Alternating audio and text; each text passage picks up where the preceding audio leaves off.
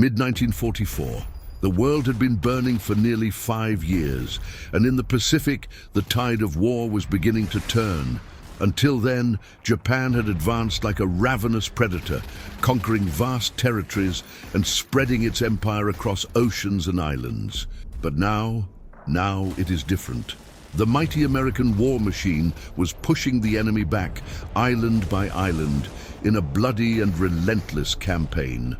At the center of this new phase was a tiny target on the map, almost insignificant to anyone who looked at it casually, on the island of Saipan, part of the Mariana Archipelago, small in size, but immense in strategic value. For the United States, Saipan was the gateway to the heart of the Japanese Empire. If the island fell, the massive B-29 bombers, the flying fortresses newly arrived in the war, would finally have the range to take off from their runways and strike directly the cities of Japan, including Tokyo, Osaka, Nagoya. In other words, Saipan was the springboard to bring the fire of war to the emperor's own home. And for Japan, losing Saipan wasn't just losing an island, it was opening the gates of hell. It meant exposing one's own territory to large-scale aerial destruction. It meant admitting that the war, until then distant, was knocking on the door of their homes, temples, factories and families. Tokyo knew it, the generals knew it, the emperor himself knew it. Saipan needed to be defended. To the last man, the order was clear: transform that island into a fortress, a cemetery for any invader who dared to set foot on its beaches. On the American side, the reasoning was equally cold and calculated. Conquering Saipan would break the backbone of the empire, a blow so devastating it could hasten the end of the war. It was a prize worth any price in blood. Thus, in June 1944, two fates would collide: a Japan desperate to maintain its wall and a United States willing to crush any obstacle. What was about to unfold on Saipan would not just be a battle, it would be a clash of worlds, an all-out confrontation where ordinary men would be drawn into a brutal, merciless struggle and where thousands would die to decide the future of the Pacific. Join us and experience every epic battle of World War II as if you were on the battlefield. If the Americans saw Saipan as a springboard to victory, the Japanese saw it as their last barrier against ruin. And so, they turned the island into an almost impenetrable fortress. More than 30,000 Japanese soldiers scattered across every corner of Saipan. These were not just ordinary soldiers, they were men trained to fight to the death, prepared to die in the name of the emperor. For them, defeat was not an option. Surrender was dishonor. The only way out was blood, sacrifice, and a glorious death on the battlefield. They dug kilometers of underground tunnels like serpents hidden beneath the earth. Natural caves were transformed into artillery bunkers. Every rock, every hill, every inch of tropical jungle was a hiding place for death. Machine guns were well positioned to sweep the beaches. Camouflaged cannons pointed out to sea, ready to turn landing craft into floating flames. And there was more. The spirit of Banzai, the suicidal rage of mass attacks, was alive in every soldier. They knew the Americans would arrive with superior numbers, with tanks, ships, and planes. But they believed that courage and a willingness to die could balance the scales, and they were not alone. On Saipan, there were also thousands of Japanese civilians, settlers brought to inhabit the island. Men, women, and children who, tragically, would find themselves caught in the middle of the approaching carnage. Many of them had been indoctrinated by imperial propaganda. The Americans are monsters. They will massacre you. They will destroy your families. This seed of fear would make the Battle of Saipan even darker and bloodier. When Japanese spies scanned the horizon and saw the massive American fleet approaching, the island's commanders did not flinch. They knew they were facing an overwhelming force, but the order was clear: fight to the last man, to the last breath, until every drop of blood was spilled on the hot sand of Saipan. The stage was set. On one side, the desperate fury of a crumbling empire. On the other, the overwhelming power of the American war machine. The clash would be inevitable, and it would be brutal. Sign up now and discover the bloodiest and most heroic secrets in military history. At dawn of June 15th, 1944, the silence of the Pacific was shattered by a metallic roar. The horizon, which normally displayed only the calm blue immensity of the sea, was filled with a terrifying sight, the largest war fleet ever assembled up to that time in the Pacific. Hundreds of vessels appeared like steel monsters, colossal aircraft carriers, crammed with fighters and bombers ready to take off. Battleships with guns capable of launching car-sized projectiles miles away. Cruisers, destroyers, and a multitude of transport ships, all with a single purpose: unleash American fury on Saipan. The Japanese, watching from the coast, knew they were facing something almost superhuman. Each wave brought new ships, each vessel concealed within itself hundreds of soldiers, weapons, and ammunition. The skies would be dominated by American naval aviation, and the sea belonged entirely to the US Navy. Inside the landing ships, thousands of Marines and Army soldiers awaited the order to advance. Many were young men who months ago had been in their hometowns, but now prepared to plunge into an unknown hell. Some tried to hide their fear with jokes, others prayed silently. All knew that in a few hours their boots would touch the sand of an island fortified by an enemy who didn't know the word surrender. The mood within the fleet was one of tension and anticipation. The American generals knew this was not just another battle in the Pacific, was the decisive step in taking the war to the heart of Japan. The order was clear: Saipan must fall, whatever the cost. On the other side, the Japanese commanders looked at that approaching sea of steel and smoke and understood. The storm had arrived. There was nowhere to run, no retreat. There, on that piece of land lost in the middle of the ocean, Japan's fate would begin to be written in blood. And then, as the American warships moved into position, the sky exploded with artillery thunder. The naval bombardment was about to begin. Every victory has a price. Every defeat, a lesson. Don't miss any story of courage and sacrifice. The hell of naval bombardment. The clock had barely struck the beginning of the morning when the whole sea roared like an enraged monster. The American battleships opened fire. The cannons, larger than anything the Japanese soldiers had ever seen, spat death toward the island. Each shot shook the water. Each explosion sent up columns of black smoke that swallowed the sky. For hours, Saipan was bombed. Mercilessly, mountains crumbled, forests turned to ash, entire villages were pulverized. The ground shook constantly, as if the island were being torn apart alive. The Americans believed that after such destruction, little would remain of the Japanese defenders. But the reality was much darker.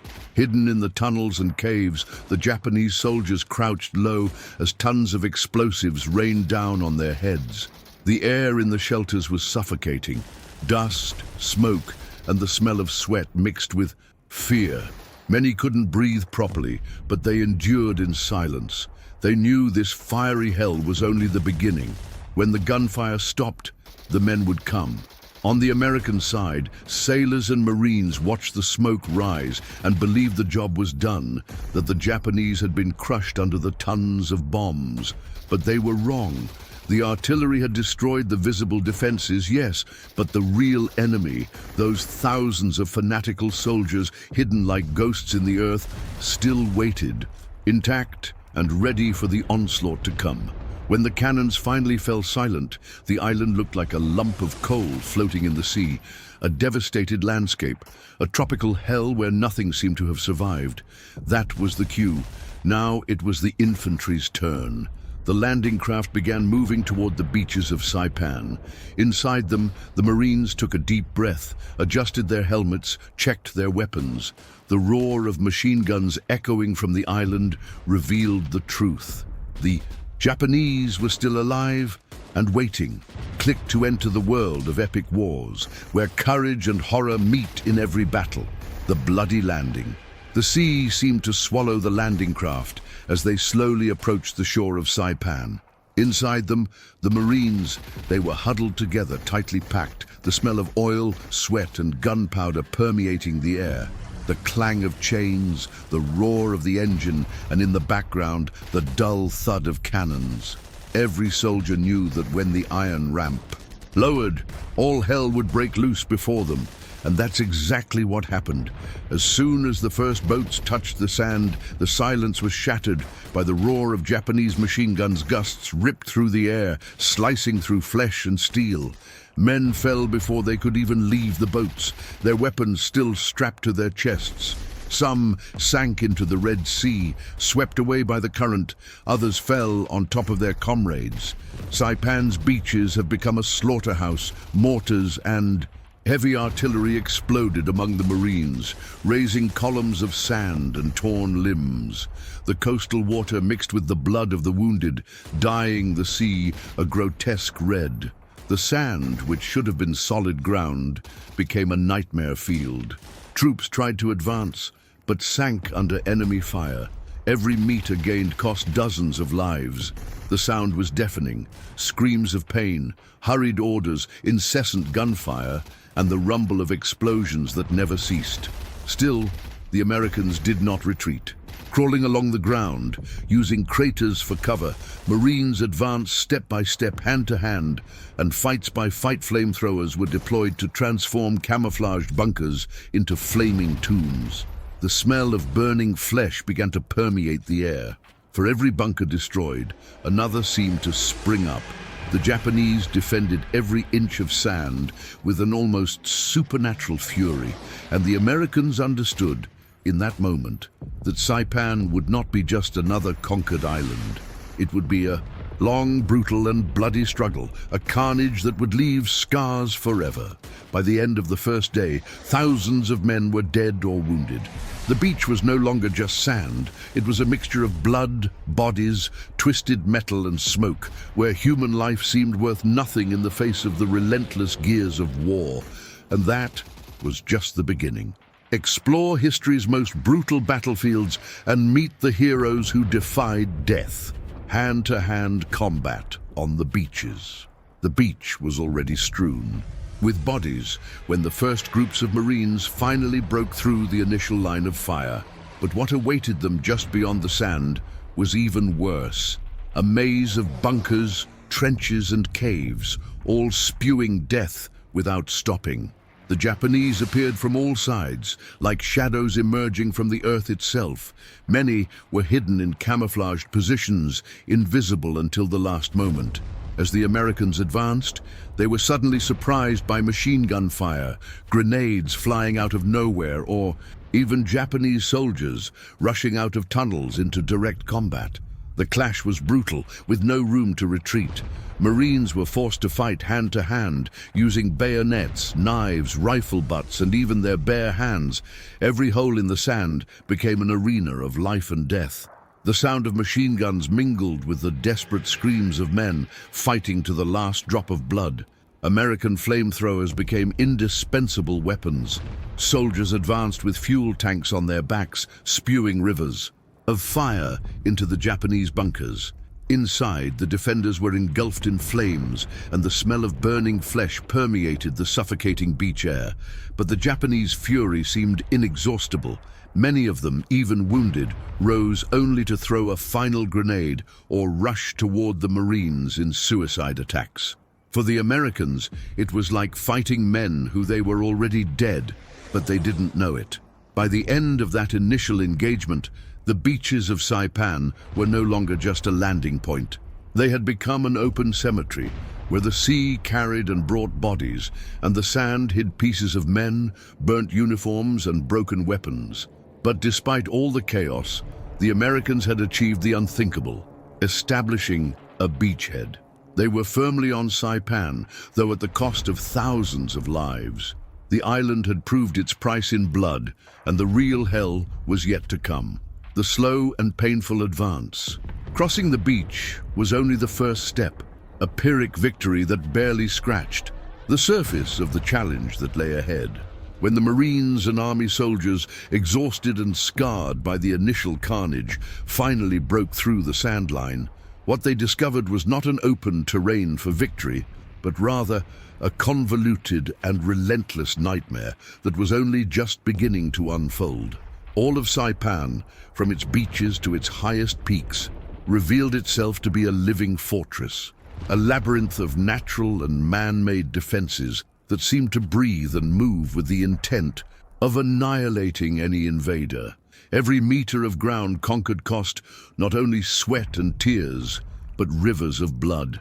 The dense jungle, a suffocating mass of green, seemed to actively fight against the men, its twisted branches and thick foliage masterfully concealing camouflaged trenches, strategically placed machine gun nests, and invisible snipers who moved like shadows, silently and mercilessly reaping lives. The caves, natural formations of the island, were transformed into impregnable fortresses, their dark, damp interiors sheltering defenders determined to fight to the last man. The hills, once mere elevations in the terrain, became insurmountable walls, each a bastion of resistance.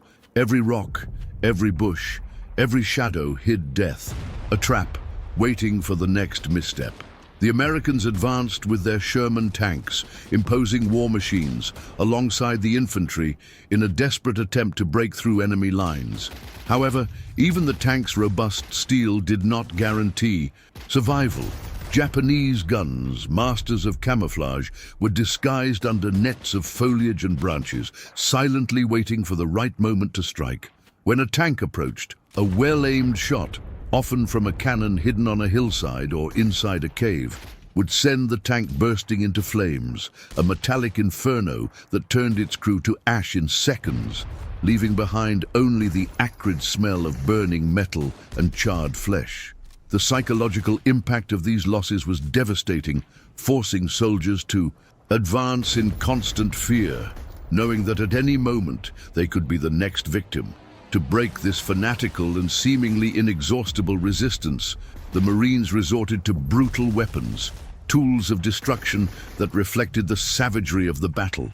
Flamethrowers, spewing jets of liquid fire, were directed at the caves where Japanese soldiers hid, entrenched in their last defenses.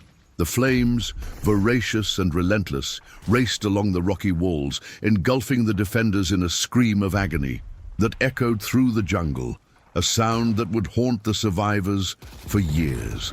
The smell of burning fuel mingled with that of human flesh, creating an unbearable atmosphere of horror, a stench of death that permeated the air and the memories of all who were there. White phosphorus grenades were launched to clear bunkers and fortified positions, incinerating everything in their path and leaving a trail of suffocating smoke and charred bodies. But the Japanese did not retreat.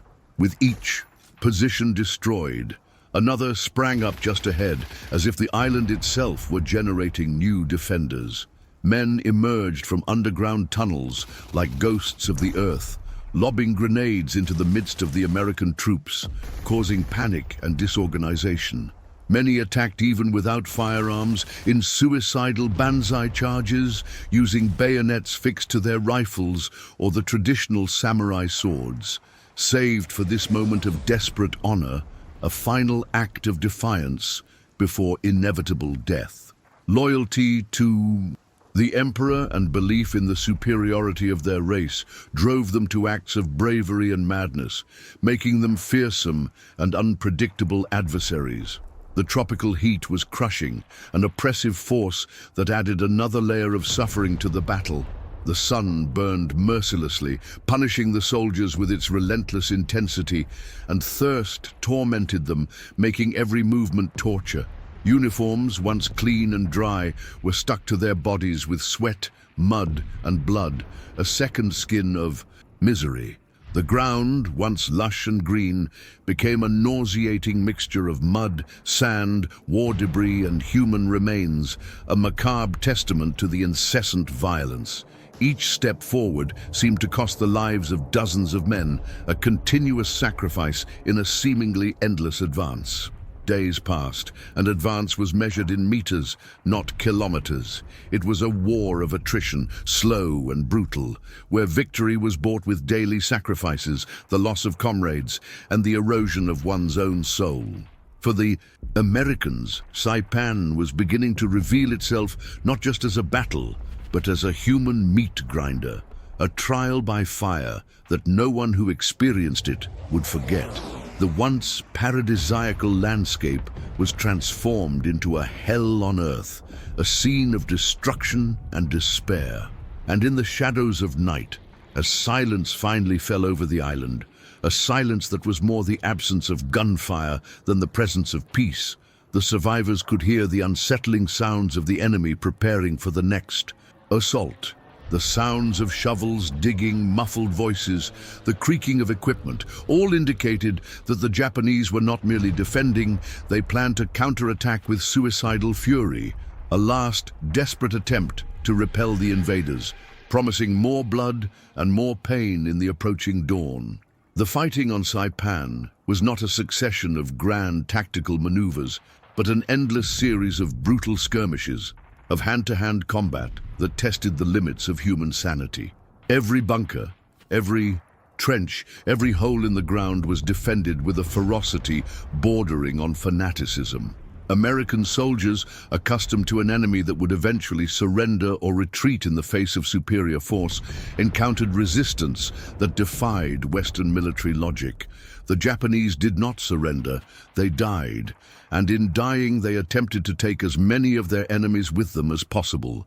This mentality of total sacrifice transformed every small rise, every clump of trees, into a battlefield where life was measured in seconds. The American infantry, composed of young men from distant towns and farms, were forced to adapt to a form of warfare they had never imagined. Training at distant bases, with their firing ranges and controlled simulations, seemed a cruel joke compared to the reality of Saipan. Here, survival depended on primal instincts, on a capacity to kill and endure horror that few possessed.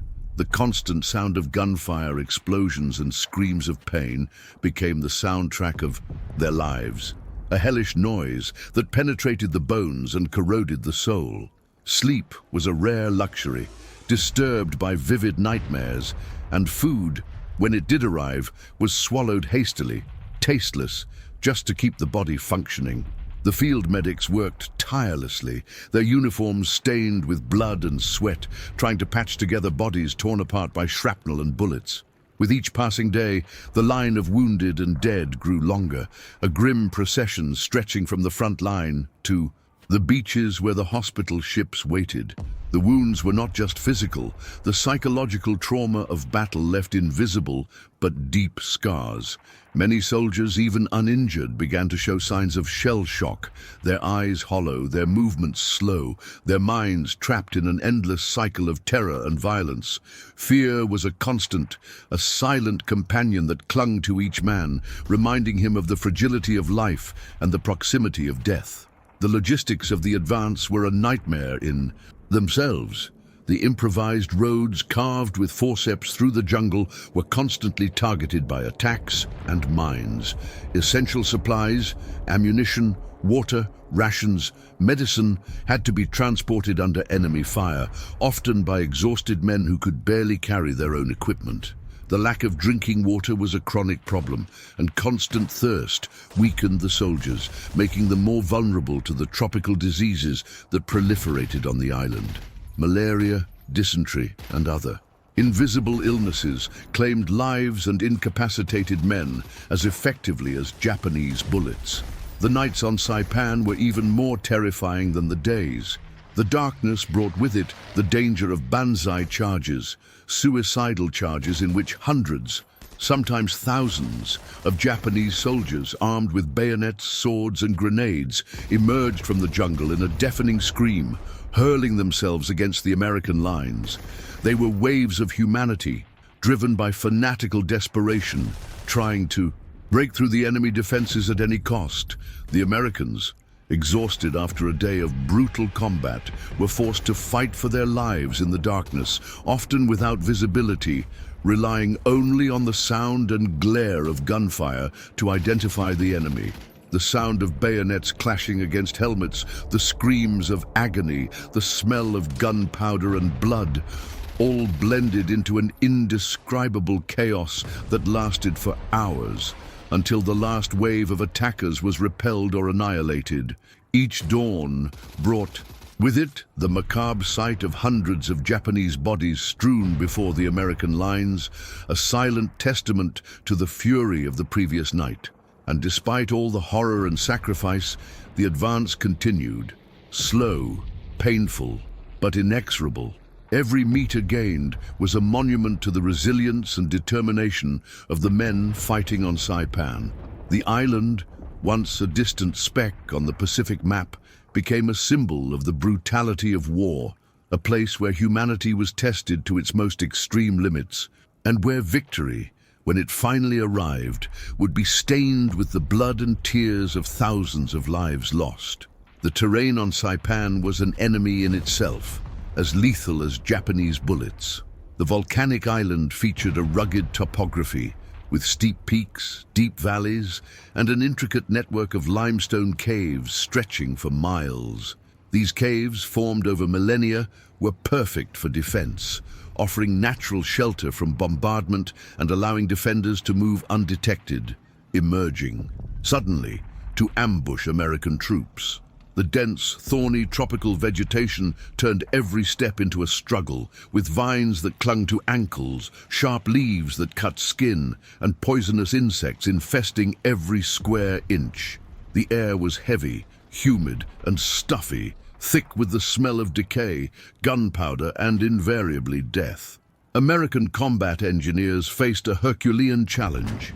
Each advance required the construction of makeshift roads for transporting supplies and evacuating the wounded, the deactivation of treacherous minefields, and the demolition of seemingly indestructible bunkers and fortifications. Explosives were used constantly, and the sound of detonations mingled with the roar of tanks and the crack of rifles. The engineers often worked under enemy fire, vulnerable to sniper fire and surprise attacks from deep within the jungle. With each meter of cleared ground, the island felt as if it were rebuilding itself, erecting new barriers and concealing new threats. The troops' morale, though resilient, was constantly tested. Letters from home when they arrived were read and reread, the words of loved ones serving as a fragile link to a world of peace that seemed distant and unreal. Meals, often cold and tasteless, were moments of brief respite, where the men could share cigarettes and stories, trying to find a semblance of normalcy amidst the chaos. Yet the camaraderie forged in the fires of combat was the true anchor, the strength that kept many from succumbing to despair.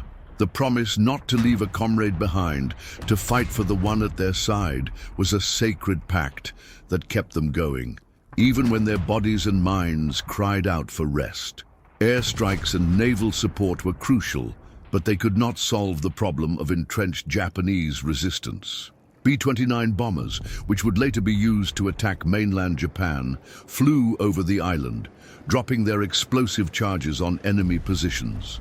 Battleships positioned offshore fired their massive batteries, transforming parts of the island into lunar landscapes.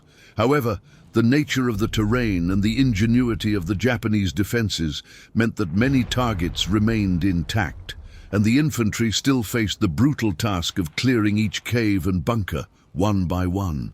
Friendly fire, though rare, was a constant concern, and coordination between the different forces was a complex and dangerous dance. With each passing day, the battle for Saipan became more than a military operation. It was an existential ordeal. The men who survived it would bear its scars forever, not just the physical scars, but the indelible memories of the horror, courage, and madness they witnessed. The island, previously unknown to most, would be etched in their minds as a green hell, a place where humanity was stripped of its illusions and confronted with its darkest capacity for destruction and resilience. And as the advance continued, meter by meter, life by life, the certainty that victory would come was the only thing keeping them going, the promise that all their suffering would not be in vain. The tactics employed by the Japanese were as brutal as they were effective for the terrain. They used the dense vegetation and rugged terrain to their advantage, creating a web of interconnected positions that made the American advance a nightmare. Machine gun emplacements were built on high ground, with carefully calculated fields of fire to cover the few available advance routes. The trenches were dug irregularly, with branches and hiding places that allowed defenders to disappear and reappear in unexpected locations. The caves, in turn, were transformed into veritable underground fortresses, with multiple levels, ammunition depots, and even makeshift hospitals, making them nearly impossible to neutralize without the use of extreme tactics such as flamethrowers and explosives. The psychological impact of battle was as devastating as the physical. The constant threat of ambushes, the sight of comrades falling alongside, the omnipresent smell of death, and the deprivation of sleep and rest took their toll. Many soldiers developed what was known as combat fatigue or shell shock, manifesting itself in uncontrollable tremors, chronic insomnia, vivid nightmares, and a profound apathy. The line between sanity and madness became blurred, and the ability to maintain composure under enemy fire was a testament to human resilience. Chaplains and field psychologists, though insufficient in number, did what they could to offer support. But the scale of the trauma was overwhelming. Communication was another monumental challenge. The terrain made laying telephone lines difficult, and radios were heavy and often failed in the humid and dusty conditions. Messengers had to risk enemy fire to deliver orders and reports, further increasing the danger. Coordination between units, already complex in a large-scale battle, became nearly impossible amid the chaos of the jungle. Companies and platoons often found themselves isolated, fighting on their own, unaware of the exact position of friendly or enemy units. Supplies, when they did arrive, were strictly rationed. Water, in particular, was a precious commodity. Dehydration was a constant threat, and many soldiers resorted to untreated water sources, leading to outbreaks of gastrointestinal illnesses that further weakened the troops. Canned food, while nutritious, was monotonous and unappetizing, and the lack of fresh food contributed to fatigue and malnutrition. The image of an exhausted soldier eating his cold rations under the blazing sun was a common portrayal of misery on Saipan. Even with the slow advance, American determination was unshakable. With each cave cleared, each bunker destroyed, each hill conquered, the sense of progress, however small, fueled hope.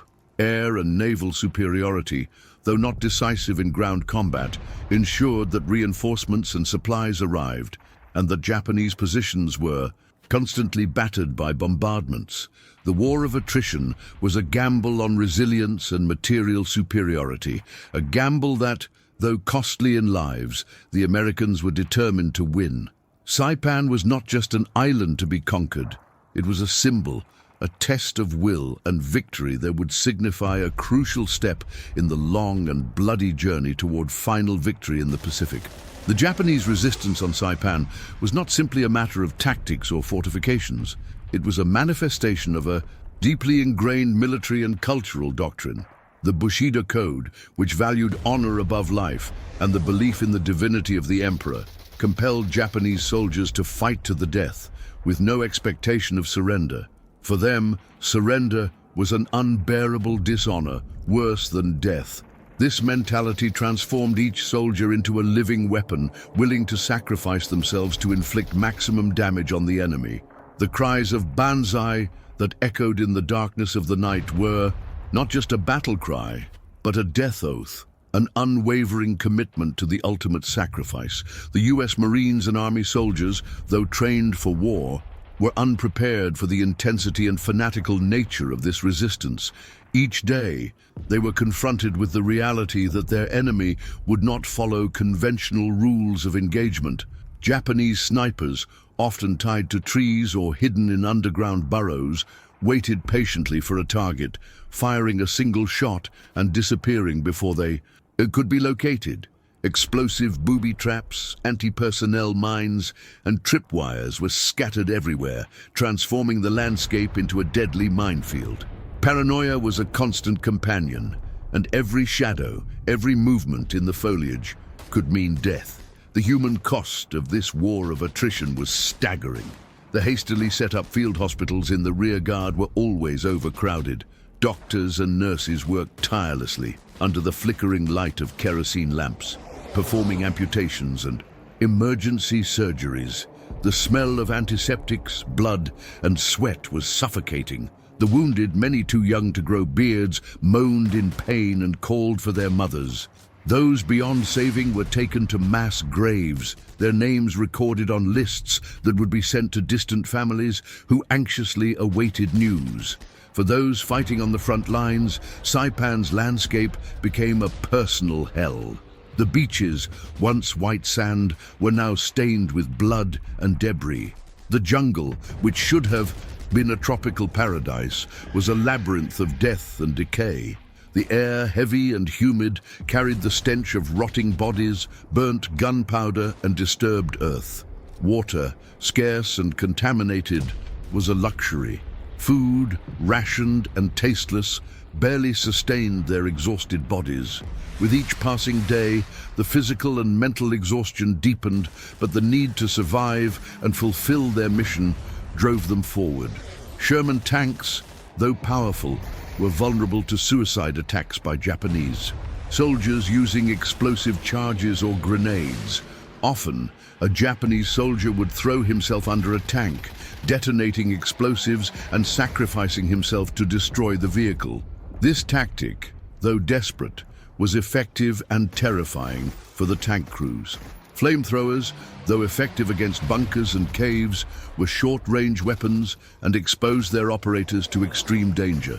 Each time a flamethrower was deployed, the operator became a prime target for the Japanese defenders. As the battle dragged on, hopes of a quick and decisive victory faded. Saipan became a symbol of the brutality of war in the Pacific, a grim reminder that every island conquered would be paid with a terrible price in lives. The Americans' resolve, however, was unshakable. They knew that the conquest of Saipan was crucial to the advance toward Japan, and that every life lost there was a step closer to the end of the war. The island, once an obscure dot on the map, would become a landmark in history, a testament to the courage and sacrifice of thousands of men who fought and died on its blood-soaked lands. The Battle of Saipan was a microcosm of the Pacific War, a conflict that unfolded on remote islands and impenetrable jungles, hidden from the eyes of the world. The brutality of the fighting, the tenacity of Japanese resistance, and the human cost of victory were elements that were repeated in other battles, such as Iwo Jima and Okinawa.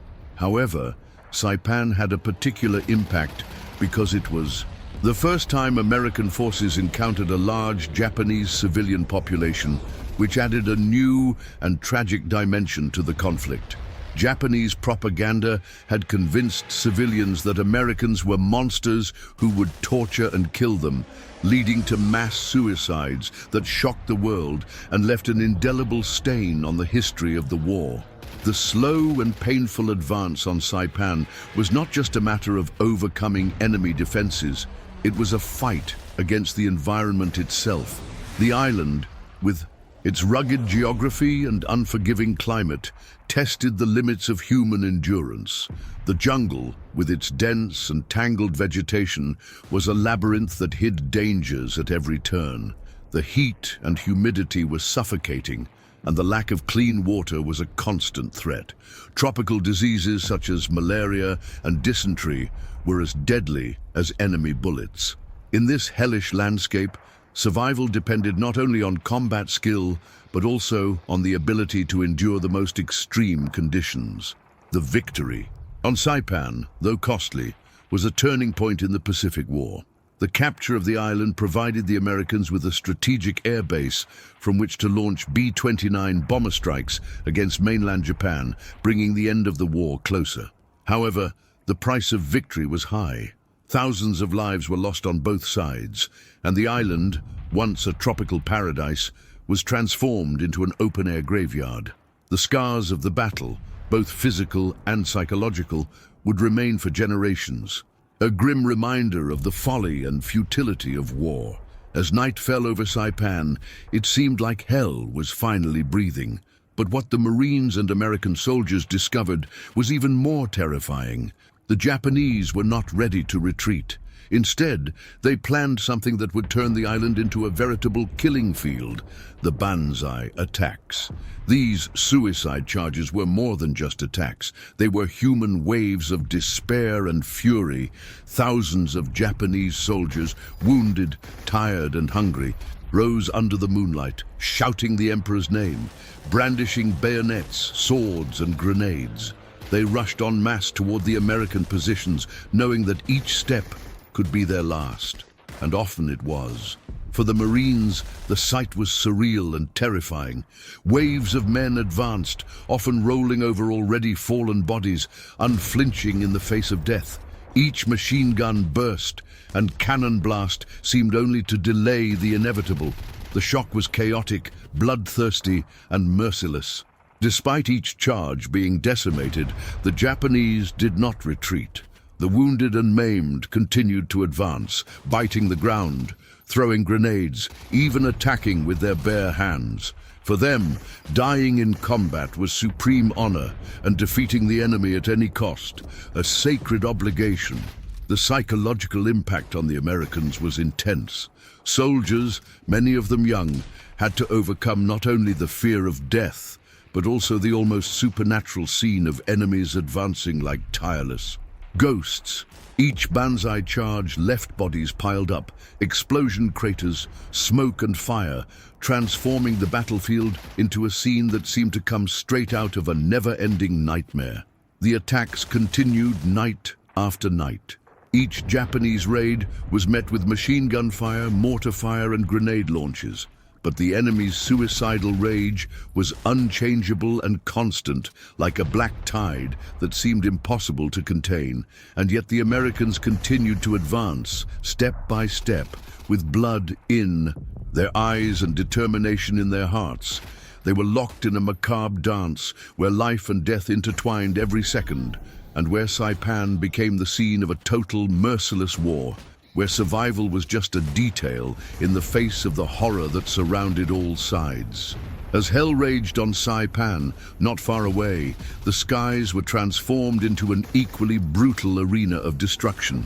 The Japanese, desperate to prevent the conquest of the island, launched hundreds of planes heading towards the American fleet, giving rise to what would become known as the legendary Battle of the Philippine Sea. The sky seemed to boil with the approach of enemy aircraft.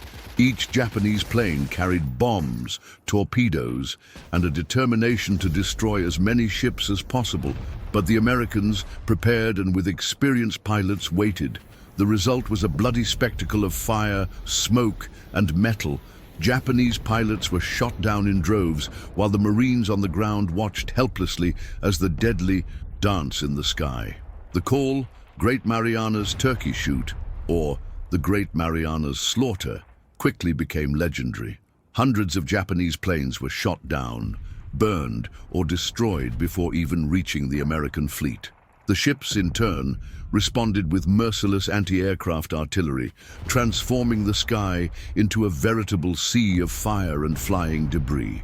Even with devastating losses, the Japanese kept trying. Many pilots deliberately launched themselves at enemy ships, anticipating what would later become the practice of kamikazes. Explosions set the decks of aircraft carriers and cruisers ablaze, and columns of smoke rose like screams of agony across the horizon. While the burning skies dominated observers' attention on Saipan, combatants on the ground felt the indirect impact of this battle. The pressure of watching the enemy attempt to sever supply and communication lines increased the terror. Every ship sunk meant less support. Every plane shot down meant the war would be even. Bloodier, the Battle of the Philippine Sea was a spectacle of fire and destruction, a war within a war. It ensured that the American fleet remained intact long enough to continue supporting the ground advance, but it also revealed that the fight for the Pacific would be an all-out conflict, where death could come from the sky, the sea, or the earth itself. And so, as the sun set and the sky turned red with the reflection of fire and blood, the Marines knew that on Saipan, the war was just beginning. Even with the beaches taken and the sky partially dominated by the Americans, the Japanese, they didn't give an inch. Surrounded, with no hope of reinforcements, often without sufficient ammunition, they continued to fight with an almost supernatural fury. Each soldier was like a shadow of death, wounded, tired, but tireless. The Marines, who had already faced hell on the beach, now encountered enemies emerging from every hole, tunnel and bunker, ready to fight to their last breath. Many Japanese preferred to die in combat rather than surrender. Their caves were death traps, with explosives and devices set to kill anyone who dared to invade them. The battle became a war of patience and endurance. Every American advance cost lives, and every destroyed enemy position seemed to reveal another layer of defense, more ingenious and deadly. Men attacked in small groups, ambushing patrols and using unwitting civilians as shields, making the situation even more cruel. The Japanese spirit of honor above life manifested itself in every action. Suicide attacks, desperate defenses, and hand-to-hand combat to the death. For them, dying with dignity was more important than survival itself. And for the Americans, this meant that even when surrounding the enemy, the battle would remain bloody and relentless. Japanese civilians, manipulated by propaganda that the Americans were monsters, contributed to the chaos. Some hid in caves with the soldiers, others committed suicide to avoid and capture. Every corner, every cliff, every jungle trail hid danger. Saipan wasn't just a battle, it was a field of absolute fanaticism where the logic of war mingled with madness and despair. For every advance gained, the Americans had to pay a steep price, and every step into the island brought them closer to the cruelest face of war, the certainty that not everyone would survive to tell the tale. As the fight for Saipan lands intensified, another kind of horror unfolded far from the machine. Guns and explosions, the destruction of civilian life. Thousands of Japanese civilians, men, women and children, were trapped in the carnage, many without food, water or any protection. Imperial propaganda had planted a deep fear. Americans were monsters, thirsty for blood and destruction.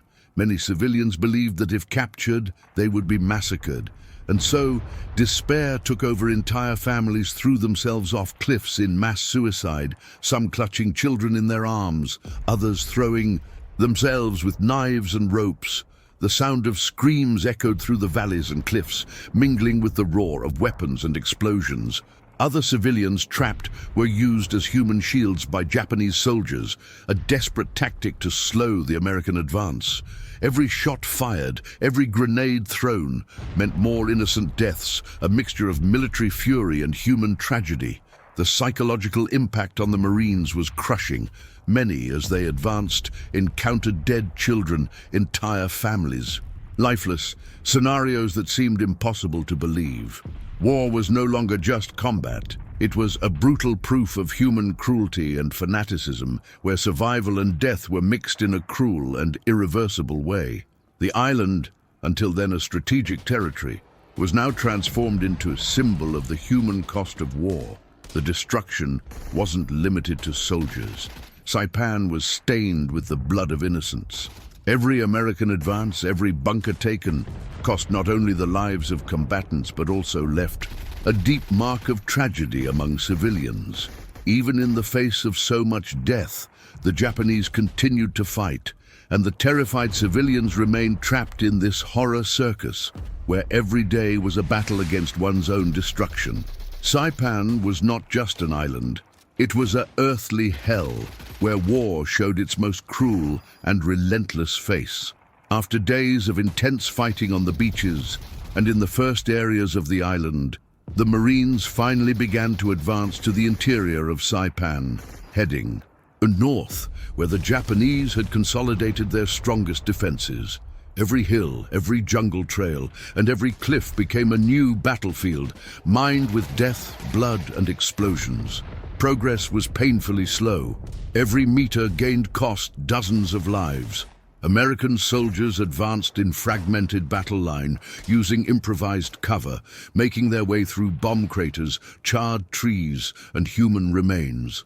The ground seemed alive with war. Smoking craters, shattered trees, bodies mixed in the mud. The Japanese, retreating only to stronger positions, continued to ambush every move. Hidden machine guns raked the advances, grenades were thrown from cliffs and caves, and every bunker had to be taken one by one, man by man, explosion by explosion. The advance required almost superhuman courage and extreme physical and mental endurance. The tropical heat and suffocating humidity turned every effort into torture. Exhausted soldiers covered in blood, sweat, and dust often collapsed, only to be replaced by their comrades. Each partial victory was accompanied by devastating losses, remembering that Saipan was an island paid for with blood. Still, the Americans pressed on. Every bunker destroyed, every hill conquered, brought them closer to the heart of Japanese resistance. But the commanders knew that the battle would not be over as long as Saito and his men still remained in the north of the island. The advance was not just physical, it was also psychological. With every meter gained, the Marines had to confront the desperate and fanatical fury of the enemy, the devastation left behind, and the constant reminder that Saipan was a living death camp, ready to swallow anyone who hesitated.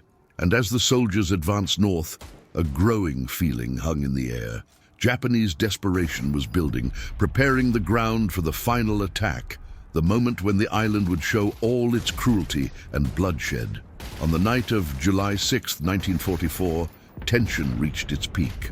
The Japanese defenders, surrounded and almost without hope, decided to launch the final attack, a massed banzai charge destined to crush the American lines or die trying. More than 1,000 Japanese soldiers, wounded, hungry, and without ammunition, they advanced shouting the Emperor's name, wielding bayonets, swords, and any weapon they could carry. What followed was a complete massacre. The Marines, prepared for the final wave, waited with machine guns and mortars. Waves of men ran toward the crossfire, often unaware that each step would be their last. Explosions, gunfire, and screams of agony filled the night, creating a symphony of terror and destruction. Even wounded, many Japanese continued to advance. Some bit the ground, others threw grenades by hand in a desperate effort to reach the enemy. Each charge was a mixture of courage and utter desperation, a demonstration of the fanaticism that defined Japanese resistance on Saipan. When the dust and blood finally settled, most of the attackers were dead. This bodies piled up in hills and valleys, a macabre blanket covering the ground, reminding American survivors of the human cost of war. Few Japanese managed to escape this last suicide attack. For the Marines, the victory was bittersweet. They had conquered the island, but every step had been bought with the blood and lives of comrades, friends, men who would never see their homes again. Saipan brutally demonstrated that fanaticism combined with hopelessness can turn a battle into total hell, where the price of victory is counted in bodies and suffering. And in the silence that followed the massacre, it became clear. Japanese resistance had been broken, but the war in the Pacific was far from over. Saipan had become a symbol of ferocity, sacrifice, and tragedy. A reminder that achievement never comes without an unimaginable price. The end of the island. After weeks of incessant fighting, Saipan finally began to surrender to American forces. But victory did not come without an immense cost. Every hill conquered, every bunker destroyed, and every stretch of jungle traversed had been paid for in blood, that of Marines, Army soldiers, and Japanese, and also that of innocent civilians. The terrain was unrecognizable. Once dense forests were burned and shattered. Villages were reduced to rubble. Beaches that had witnessed bloody landings were now covered in craters, bodies, and war debris. The smell of gunpowder, burning flesh, and death still lingered in the air, reminding everyone that Saipan had been a living hell camp. The few Japanese survivors surrendered or were found hiding in tunnels and caves. Many lacked the strength to fight back. Others, unable to bear the humiliation of surrender, chose a silent death. The remaining civilians emerged traumatized, carrying the burden of lost families and destroyed lives. For the Americans, the island was a monumental strategic victory. Now, B-29s could operate from Saipan, taking the war to the heart of Japan. But the joy of conquest was mixed with the pain of thousands of losses, remembering that even in victory, war takes a relentless toll. Saipan had proven that in the Pacific, no battle was too small. Every inch of land conquered required courage, endurance, and sacrifice. And though the island had fallen, the war was far from over. The bloodshed there would only be the beginning of an even more destructive offensive against the Japanese Empire. The bloody lesson of Saipan. The island of Saipan, small in size but gigantic in significance, had been conquered, but the victory brought with it a painful and bloody lesson. More than 30,000 Japanese and about 3,000 civilians lost their lives, while the Americans counted thousands dead and wounded. Every step of the battle demonstrated the brutality of total war in the Pacific, where the line between victory and disaster was measured in meters of sand and blood-stained hills.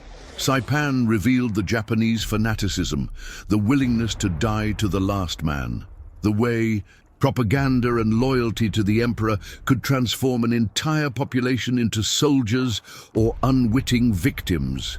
For the Americans, it showed that strategic conquest always came with a measurable human price. Every bunker destroyed, every hill taken, every civilian lost left marks no one would forget. But Saipan also marked the beginning of a new phase in the war. The island became a platform for the B-29s, making it possible to directly attack Japan and change the course of the conflict in the Pacific.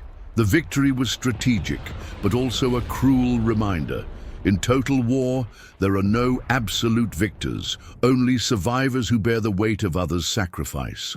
And in the silence that followed the battle's end, the beaches and hills of Saipan stood as a silent memorial, reminding the world that every battle has its price, and every victory carries deep scars. The island's story has become a symbol of courage, desperation, and resilience, teaching that even in the bloodiest war, human determination, for good or ill, defines the fate of nations. With smoke still hanging over the island and the bodies of victims scattered across valleys and beaches, reality began to set in. Saipan was not just a military victory, but a lesson in the cost of war and the brutality of fanaticism. Every hill taken, every bunker destroyed, every civilian lost was a reminder that in such extreme conflicts, the value of human life was measured by the price of sacrifice. For the United States, Saipan opened a direct gateway to mainland Japan. For the first time, B-29 bombers could operate consistently from safe territory, transforming strategic warfare in the Pacific. But even with this advantage, the triumph came with deep psychological scars. Soldiers who survived carried memories of dead friends, the horror of the beaches, and the desperate gaze of trapped civilians, images that would remain forever. For Japan, the fall of Saipan was a devastating shock. The island, a symbol of resilience and pride, had fallen. The defeat shook the country's morale, revealing that even discipline and fanaticism could not hold back the American war machine indefinitely. Saipan demonstrated that in the Pacific, war was not just about territory, but about hope, fear, and extreme human sacrifice. Saipan's legacy also extended to future generations. Stories of courage, desperation, and sacrifice became immortal memories, studied by historians and remembered in documentaries, books, and films. Every inch of the island bore the marks of battle. Fire scars, blood-stained sand, and silent tunnels, reminiscent of the world of absolute price of total war. And so Saipan remained, not just as conquered territory, but Ace eternal symbol of courage, fanaticism, sacrifice, and the price of war, teaching that even the most strategic victory is never without pain. Saipan, small in size but giant in significance, has become a symbol of total war in the Pacific. Every meter of ground conquered, every bunker destroyed, every hill taken had been paid for with the blood of thousands of soldiers and civilians. The island had been transformed into a living hell, a place where courage, despair, and fanaticism collided in brutal and unforgettable ways. For the Americans, the victory at Saipan opened the way to mainland Japan, changing the course of the war and demonstrating the strategic power of military determination. For the Japanese, the loss showed that, even with unwavering discipline and loyalty, no amount of fanaticism could prevent the fall of vital territory. But what really marked Saipan was not just the tactics or the advance of troops, but humanity facing war. The heroism and sacrifice, the horror and despair, the courage in the face of inevitable death. Every fallen body, every destroyed bunker, and every explored tunnel told a story of intense struggle, extreme suffering, and determination spanning generations. Saipan became a living lesson for the world war is brutal, relentless, and devastating, but it also reveals the best and worst of human nature. It's a reminder that in epic conflicts like this, victory never comes without a cost, and each battle leaves deep scars, not only on the ground, but in the memories of those who survive and in the history of all humanity. As the sun set over the blood-stained beaches, Saipan remained, as a silent witness to the hell of war, of the immortal courage of ordinary men transformed into heroes, and of the eternal price that victory demands. The Battle of Saipan was not just a territorial conquest, it was a demonstration of the absolute cost of total war. Every strategy, every attack, every desperate defense revealed the intensity of the conflict in the Pacific, where men were tested to the physical and psychological limit. The strategic impact was profound. With Saipan under American control, B-29s could strike Japanese cities, making Japan more vulnerable than ever before. But the true legacy of the battle goes beyond the military realm. Saipan showed the world the human price of war, the silent courage of the soldiers, and the relentless fury of an enemy that would not retreat without fighting until its last breath. For historians, Saipan is a clear example of how the war in the Pacific was unlike anything known. The terrain turned into trenches, the civilian population caught up in the conflict, and the intensity of suicide attacks that shocked even the most seasoned veterans. Every hill, every bunker, and every beach carries stories of sacrifice, heroism, and despair, reminding us that war is not just about victory, but about survival and memory. And for those studying Saipan today, the lesson is twofold. The power of military strategy combined with human courage can decide destinies, but the brutality of conflict leaves deep and unforgettable scars, which mark not only history, but the conscience of all who know the price of the blood spilled. Saipan remains a monument to courage, destruction, and sacrifice, remembering that even in victory, war is always an echo of suffering, courage, and humanity tested to the limit.